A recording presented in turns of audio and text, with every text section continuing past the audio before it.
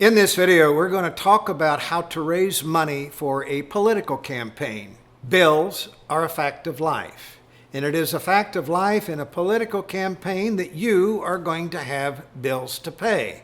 There are 7 time-tested ways that candidates raise money in a political campaign, and I'm going to go through each and every one, how it's done, and how you can do it too. By the way, stick with me till the end of this video because I got a free gift for you that will be absolutely invaluable to your campaign.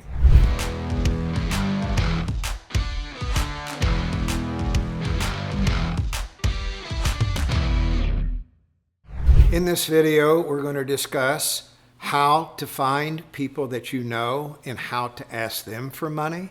We're going to talk about how you enlist the help of people that you don't know. We'll talk about how to plan and hold fundraising events.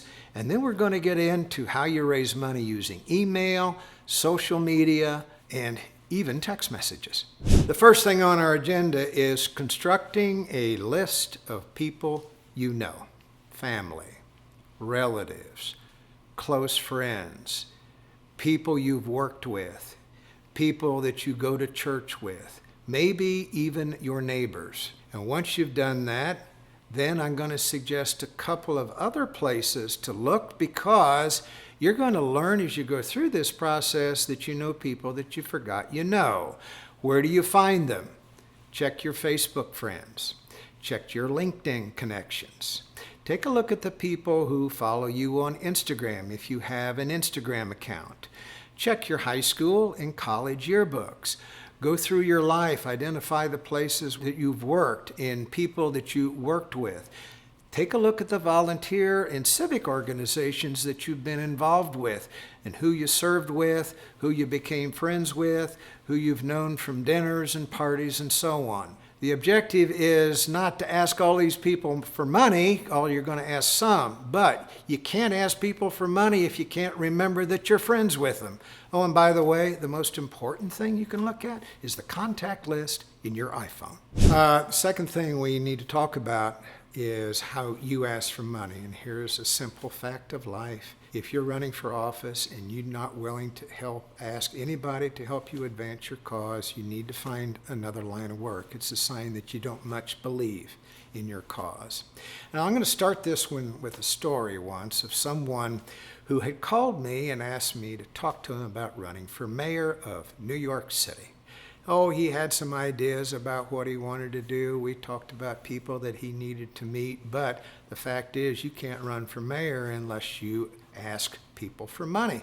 And I one day got into a long discussion with him, and he said, well, just tell me who to call. And I said, what about your friends and your family and people you've worked with through the years? And he said, I am not going to ask my family or my friends to support this cause because I don't want to waste their money. And at that point, I said, you need to go do something else. Because if you don't believe in your cause enough to ask people near and dear to you to help you advance it, then you are not passionate about your cause. Now, here's a simple truth.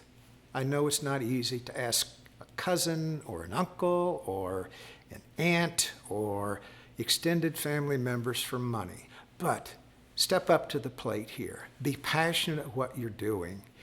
It's okay to ask people to support the cause. Get over the fact that some are going to say no. They're just not into your cause today, but they may be someday. Third point we're going to cover is how do you get money from people you don't know? Simple. You find people you do know who like you, who are supporters of you, and ask them to connect you to people you don't know. And I'm just going to give a little example here. I had a client recently who was in fundraising mode. And he met with somebody who was very, very generous in his campaign contribution. And my client looked at him and said, I thank you for that campaign contribution. Do you think you might be able to introduce me to a few of your friends who might also join the cause that you just supported? The guy said, okay, all right, I guess I can. And my client said, well, you could call them and ask them to do it. Or you could have a cocktail party and ask them to come to the cocktail party. Or you could send him an email. And he said, no, I'm not comfortable doing any of that. My client said, would you be willing to write these people a letter? He said, yes, I'll do that. And of course, my client called me and said, please write this letter. And I wrote a nice letter that his friend approved. In the letter, he said, I love my friend Matt. He's a great candidate. He's going to be a great legislator. I gave a generous contribution, and I would like you to give it too. That letter went to 20 people. It raised $10,000. That's the principle of how you raise money from people you don't know. Fourth way to raise money is called social media, text messages, emails. Politicians do it all the time. And it's pretty simple if you know what goads people into raising money. Fear, anger, passion, a maniacal devotion to a particular cause, and to some extent, what's wrong with your opponent and why the world's going to end if your opponent wins. Typical ways of raising money. My favorite are emails and text messages that tell a story, that identify a cause that is going to help people and lift them up. Here's the truth about Facebook. It is very easy to advertise on Facebook now for a very economical price. They're called video ads. They're called static ads. It is very easy to email your friends. It is very easy to ask your friends to email their friends and ask for money on your behalf. Every day in my iPhone, I get probably 20 different text messages from people asking me to consider raising money. Now, I actually read them because I learn things from reading them, but some of them are very good, and I don't ignore all of them. Sometimes they move me to contribute. This is a whole avenue available to you. It is easy because most social media is free of charge. And what those that do charge you for running ads don't cost very much. Oh, by the way, if you got any questions about what I'm saying or any hang-ups about what I've told you you can do, please send your questions to the comment box and be sure to subscribe because I do videos like this every so often and you'll be the first to get them when I do. The fifth way that people raise money is called direct mail. Now, I alluded to a letter that raise thousands of dollars for a client, but there's a different kind of direct mail. There are people in the United States that do not own a computer. Some of them don't have a credit card. They don't have an email account. They don't even have an iPhone, or if they do, they don't know how to use it except to call the grandkids. But they do get mail. It's called the baby boom generation. Sometimes, and in fact it's true, direct mail works for people in that age group better than social media. And here's a dirty little secret about that generation. It is the wealthiest generation ever in the history of the United States, with a net worth of something on the order of $60 trillion. A lot of them are very generous. So direct mail is an important tool. You can use it well, and it doesn't matter whether it's 1 page or 2 page. If you outline why you want this job, what you're going to do with it, and you send it to people who are friends of yours, or you send it to people who've given before to political campaigns, you will raise money. There are 3 kinds of events, and we're going to cover them all at once here in the final part of this video.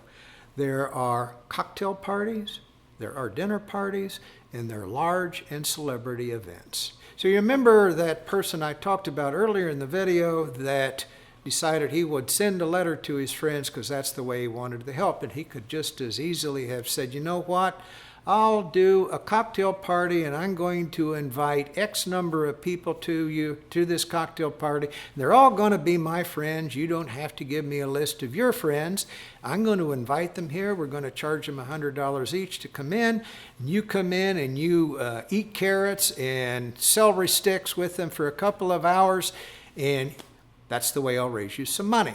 That's the way cocktail parties are done. The key is that you want the host of the cocktail party to invite their friends, not your friends. And if they're saying, well, give me your friends and I'll invite them, just walk away from it, because it doesn't work that way. Now, dinner parties are a little bit different. They are more exclusive. It's where the host brings 10 couples or 10 people into a room, and they pay a pretty good price to sit at a table and spend a couple of hours with you. Usually those are higher end events for people who are running for governor or senator, but it kind of works this way. The host gets them to contribute $1,000 to come to this dinner and spend 2 hours with you. You, in turn, spend a lot of time with them, and they ask you some hard questions and so on. But here's what happens if you do a good performance at this dinner.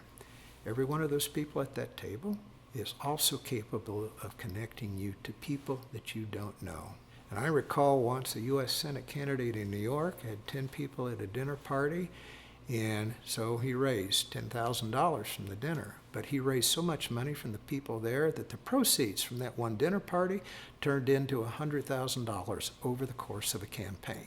I'll finally mention something called large and celebrity events. Do you know a musician? Do you know an athlete? Do you know somebody who would help you draw a crowd? That's called a celebrity event. Get them to be a guest performer at your event. Invite people to come.